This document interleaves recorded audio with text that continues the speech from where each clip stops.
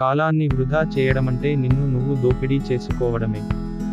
ముందు నువ్వు సంస్కరించుకో, ఆ తరువాత సమాజాన్ని సంస్కరించు. ప్రియమైన వారి వలన సంతోషమే కాదు, దుఃఖం, బాధ, కష్టాలు కూడా కలుగుతాయి.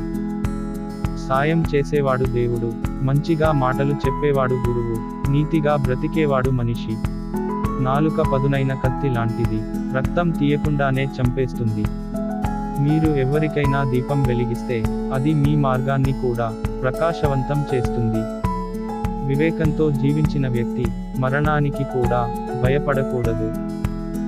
ఆవేశపూరిత ఆలోచనలు లేనివారు ఖచ్చితంగా శాంతిని పొందుతారు. ఒక పువ్వు యొక్క అద్భుతాన్ని మనం స్పష్టంగా చూడగలిగితే మన జీవితమంతా మారిపోతుంది. నిజమైన ప్రేమ అవగాహన నుండి పుడుతుంది.